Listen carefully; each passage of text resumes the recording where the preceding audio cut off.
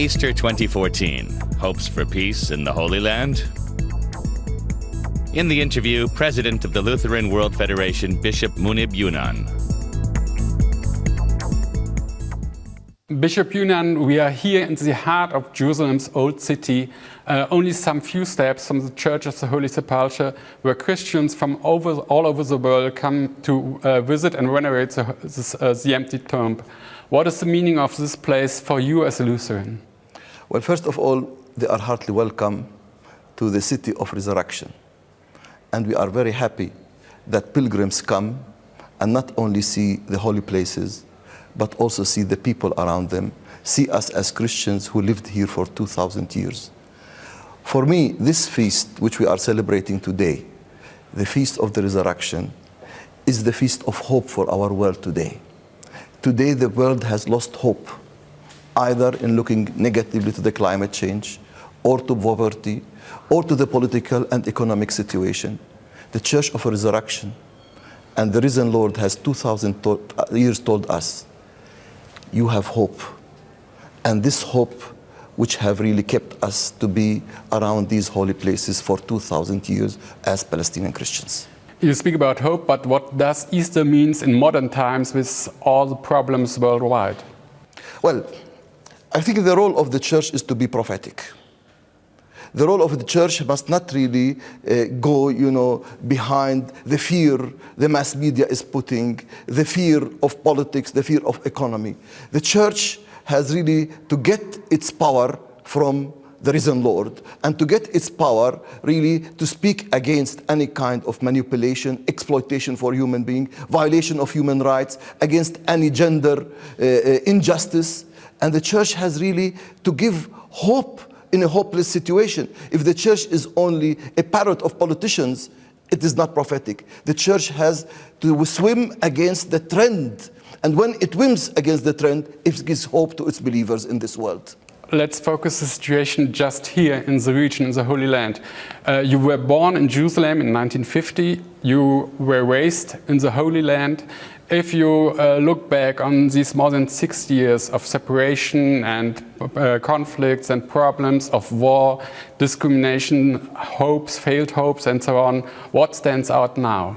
Well, it is shame that the world community could not, in the last 65 years, find a solution for the Palestinian-Israeli conflict. And this is the reason we believe that the 65 years of violence were wrong.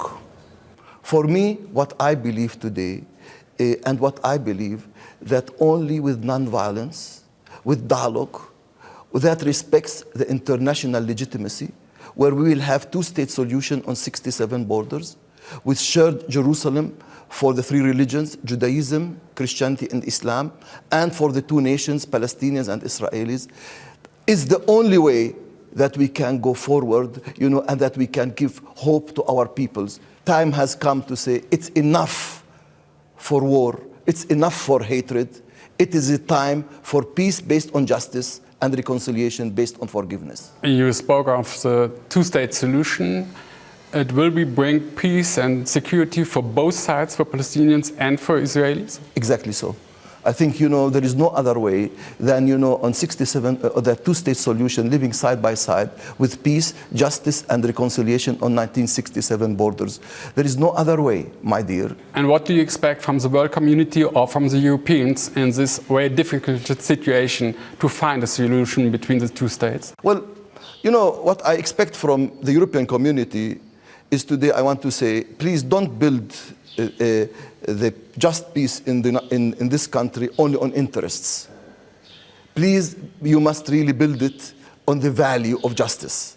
And if the value of justice, we don't want people to be pro-Palestinian, nor do we want them to be pro-Israeli. We want them to be pro-justice, pro-peace, pro-reconciliation, pro-truth. And as such, they can have power to play a role in changing the political situation and in bringing hope to the people, where we are now celebrating, Easter. It can give them hope that there is a future for us. But as long as there is no peace, I'm afraid I'm afraid people will live in more hopelessness. For Israelis, Jerusalem is the indivisible capital of the state of Israel. What is Jerusalem for you personally? Well, I think, for me, Jerusalem, for me personally, is not only my holy town, not only my home, it is really a place of my pilgrimage. Jerusalem must have peace. There cannot be peace in Jerusalem, there cannot be peace in the Middle East if there isn't peace, if there isn't peace based on justice in Jerusalem. For me, I am praying that day will come to share Jerusalem. The local Christians are only a small minority on both sides, on the Jewish Israeli side, on the Muslim Palestinian side. How difficult is this situation for the local Christians? I don't consider myself to be a minority because I'm an integral part of the fabric of my people. Secondly, I don't like to be called a dhimma, protected by Sharia or by any other religion.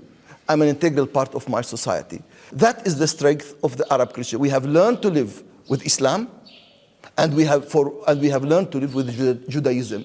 And that is the strong role which we can play in our societies today. If we widen our view a bit more on the situation of the Christian minority in the whole Middle East, some years after the beginning of the Arab Spring, the situation is more difficult than any time before. For example, in Syria with this ugly war, for example, in Egypt.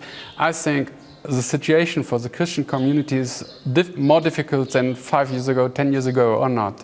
Well, I want to say, first of all, we have not to generalize. I mean, what's happening here in this part of the world, in Palestine, in Jordan, is different than what's going on in Syria or Iraq or Egypt. And every country should be taken, differently. In Egypt, we are happy to see that the Al-Azhar called all the heads of churches, and they have come up with a decree for freedom of religion that was offered to the new constitution in Egypt. So, I mean, in every country is different, but certainly the Christians have a certain fear already in various parts in the Middle East. But I think, what we are telling them, please stay where you are. Secondly, what we are telling them, we must really understand and have a vision why God called us as Christians to be in the Middle East. Bishop Younan, let's change the focus for a moment. You are also president of the Lutheran World Federation. In the year 2017, the Protestant churches worldwide will celebrate the 500th anniversary of the Reformation, of the beginning of the Protestant churches and also of the Schism. What is for you, what is in your special view, the person of Martin Luther? For me, Martin Luther is the one who have really brought us the freshness of the gospel. I don't claim the other churches don't have it, but he has revived what the early church had, the freshness of the gospel. Secondly, Martin Luther for me is really, in fact, the one who emphasized the theology of the cross and the theology of the grace. And by that, I understand, that I am embraced even through my mistakes with a God who is gracious, a grace that embraces all of us, even if we are sinners and make mistakes. And for me, this theology has really molded all my life in a country and in a patriarchal society of the Middle East, where merit is more important, than grace. I feel with this grace, I feel I am carried by the wings of my Lord. The Protestant churches are in long-running discussions with the Catholics. Do you have special hopes or special expectations on Pope Francis, just focusing just regarding the dialogue between Catholics and Protestants? Well, first of all, I want to tell you, we are heading very well together with Catholics and with the Lutherans. We had a dialogue.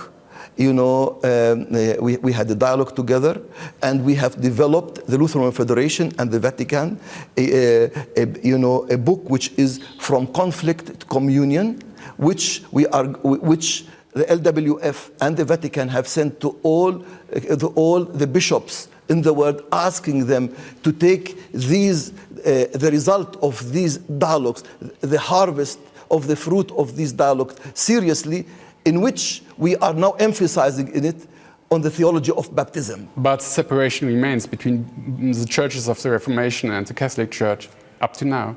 Well, but we are heading, the Holy Spirit is guiding us in the right way. We are seeing the image of Christ in the other church. The Lutherans are seeing the image of Christ in the Catholic Church. And the Catholic Church is now also seeing the image of Christ in the Lutheran Church. And as such, I am more hopeful for the future with these relationships. And Reformation must be a time where we can really thank the Lord for the achievements which we have come through our dialogues, that we are heading on the way of unity. 5 weeks later, Pope Francis will visit the Holy Land. What do you expect from this visit of the head of the Roman Catholic Church here in this special situation? We are expecting that he will give a boost for the peace process, for justice, that to tell politicians on both sides, it's enough war, it's enough occupation, it's enough hatred. It is a time to find a solution for the sake of your peoples, not for the sake of yourselves. And I think if he comes to boost peace based on justice and reconciliation based on forgiveness, I think in itself it will really make a change for the future. For this special view on the situation here, thanks a lot for these special wishes to Easter and the situation worldwide. Thank you very much, and I would like, just because we are from Jerusalem, I want to greet all of you, with the greeting of Easter from Jerusalem, the greeting of resurrection. Christ ist risen, Christus ist auferstanden.